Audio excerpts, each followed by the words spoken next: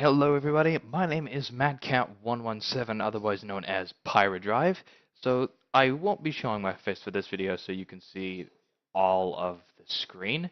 So this is a new type of video that's been widely requested recently by a good friend of mine. So this will be tutorials for FL Studio. So what I have here now is FL Studio 12.1.2 Producer Edition. So, for this video, what I'm going to do is I'm going to give you the basics to the layout of FL Studio. So those of you who are interested in FL Studio or interested in producing music but aren't quite familiar with the software can become more acquainted to it. So this will be the page that you come up to. So you're going to see a lot of different buttons that do many different things. So we'll take it section by section and go from there. So this is quite like many standard file browsers. You got File, and you've got a variety of options. And along with your options, you have any recent projects that you've opened up previously. And it saves up to about 9 of those at a time. Next, you have some basic edits, basically like a copy-paste function. Add a channel. Okay, so this is where it starts to get a little bit more complex. So these are called plugins.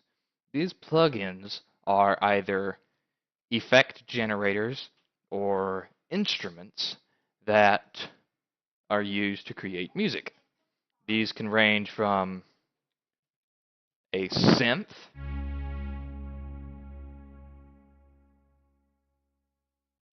to a drum,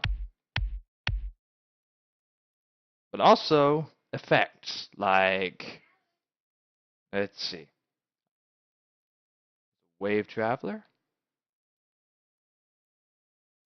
I haven't used that program much, to be honest. But there are a variety of different effects and different instruments that you can use, and you can add or subtract plugins as you wish through the Manage Plugins section, which will be under Tools. It will be the last preset. Okay, so with this feature basically half done,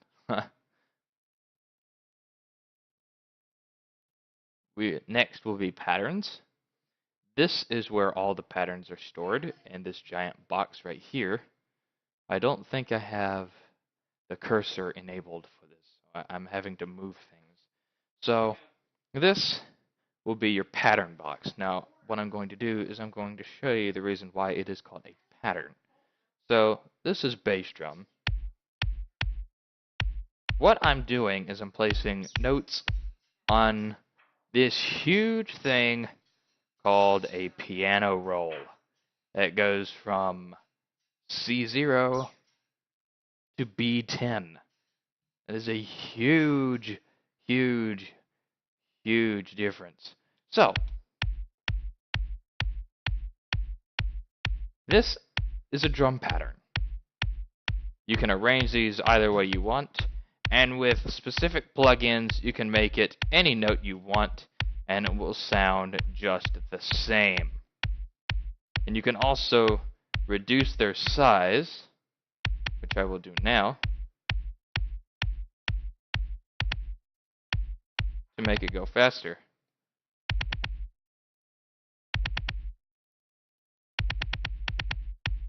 You can just do whatever the hell you want.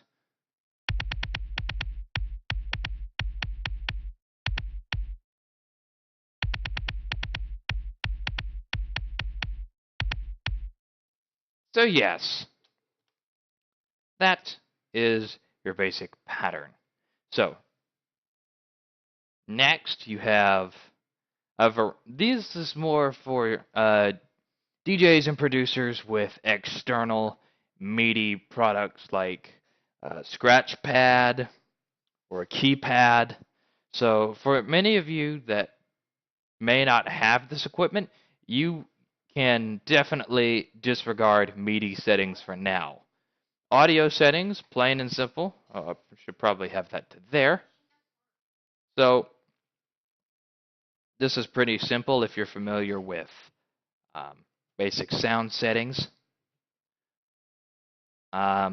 These two are the only two that will work if you're recording your voice through a microphone. So other than that, I just use PSD. Next, we have, oh, and just a quick note, these links are also related to these tabs. So it doesn't matter which one you click, it will bring you to either one of these 4 tabs. Project general settings, again, pretty much tab. Again, with MIDI, you won't have to worry about that for now if you don't have the equipment. Metronome, many of you probably know that. And just very basic, understandable settings. As far as this is basically more MIDI related, or you can go to settings you've previously adjusted and adjust those. You can also refresh your plugin list to see, so it will recognize any new plugin that you have either deleted or added. And then this is just your help index, basically links to the website and help and website homepage, tutorials, and other things related to ImageLine. So next, you've got your master volume. Now, the thing about the rest of this is there's not much explaining to do, because if you hover over one, it instantaneously gives you a description in the top left right in here in this box. As you can see, each object I hover over, the description changes accordingly. So this can go from 0 to 125%, and it will show right here. This will be your peak meter, which is also to serve as your limiter. The reason why, there's a fruity limiter right there. Ta-da! It's beautiful. So yes, I usually keep it at 100, and that's the way I keep it. Next is your master pitch. This adjusts by 2400 cents, -12, +12. Now, cents is a measurement of pitch, and it counts by 20s individually. However, if you hold both mouse 1 and mouse 2, it will count by 1s, and you can adjust it accordingly. So if I wanted to start at 10 and then go, it would then count completely differently. So yes, metronome, wait for input to start playing, a countdown before you initiate a recording. Blend recording, I don't use that very much. Loop recording, basically play on until you want it to stop. Typing keyboard to piano keyboard. This is a very interesting feature. Each key on your keyboard will trigger a different note. For example, I will get a different instrument. Yes, this is all the instruments, plus a few over here, that this one plugin has. So I'm going to go to one of my favorites, Inferno. Let's see. This is key A.